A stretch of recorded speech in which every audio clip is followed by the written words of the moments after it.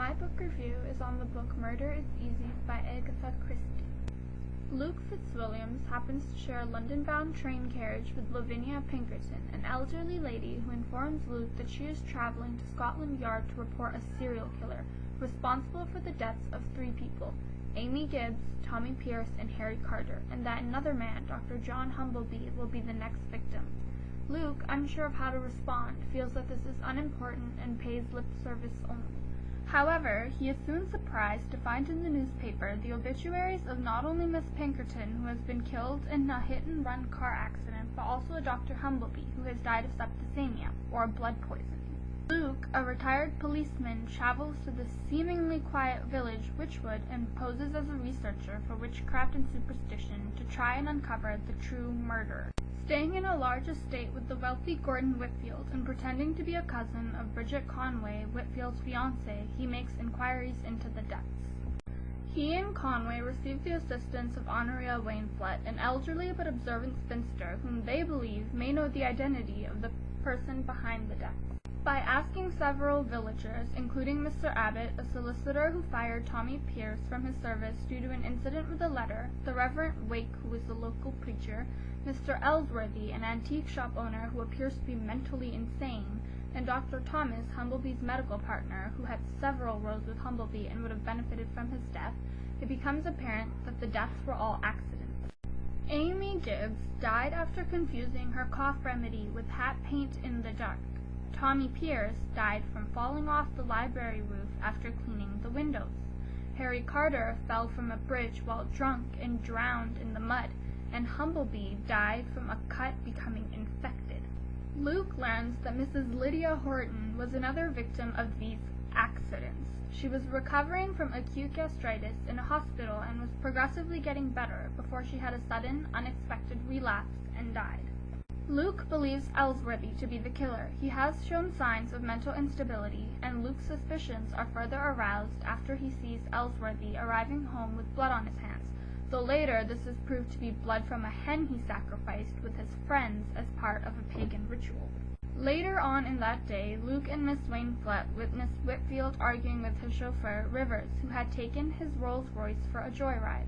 Shortly after this event, Rivers is found dead, with his skull caved in by a stone pineapple which Whitfield had outside his house for a decoration. Later on, Luke and Bridget realize that they are in love with each other, and Bridget tells Gordon of her decision to break off the engagement. Gordon, ordering Luke to his study, makes a very suspicious statement. He claims that he has divine rights over people's lives, and that he can call upon God to kill any people that do wrong against him. Mrs. Horton had argued with him. Tommy Pierce did mocking impressions of him. Harry Carter shouted at him while drunk.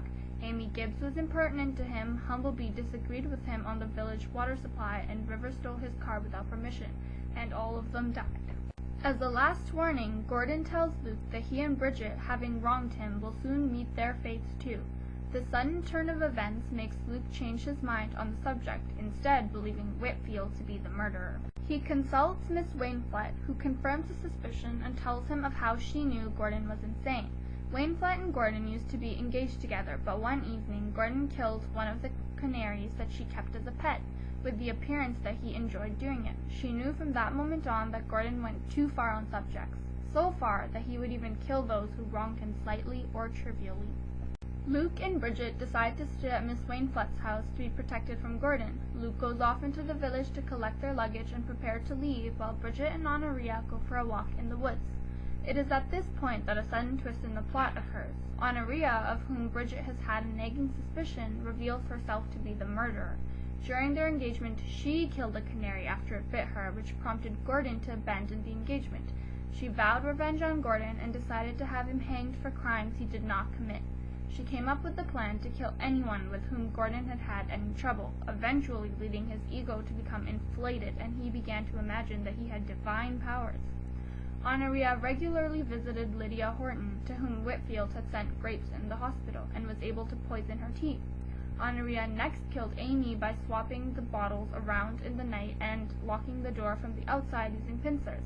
The fact that she died from hat paint would have suggested an old-fashioned touch, linking it to Gordon. She killed Harry Carter by pushing him off the bridge on the day he had a row with Gordon, and pushed Tommy Pierce out of the window while he was working. Whitfield was the one to assign this job to Tommy, so that made him look suspicious. Lavinia Pinkerton observed Honoria staring at Humblebee and Whitfield arguing, realizing Honoria to be the killer. Honoria followed Lavinia into London, and after Lavinia and Luke had parted ways, Honoria pushed the other woman in front of a car that happened not to stop. Honoria framed Whitfield by giving a nearby witness the registration number of Whitfield's Rolls-Royce. Afterwards, she invites Humblebee around to her house and is able to cut his hand with scissors. She then convinces him to let her apply iodine to the wound, which she has infected with pus seeping from her cat's ear. He dies a few days later from blood infection. Later on, Honoria witnesses Rivers being sacked. She hid some of the sandbag and caves his skull in with the stone pineapple. It would have appeared suspicious, as it was a decoration that only Gordon chose. Finally, she drugged Bridget's tea and took her into the woods, where the two of them were talking. Honoria then reveals a knife covered in Whitfield's fingerprints and informs Bridget that she will kill her and leave the knife at the scene. The fingerprints on the knife, combined with the fact that Whitfield was seen in the woods earlier after receiving a phone call from Honoria, will provide enough evidence to convict him of murder and he will be hanged. Bridget reveals that she did not drink the drugged tea and fights with the older woman, who has the wiry, mad strength of the truly insane.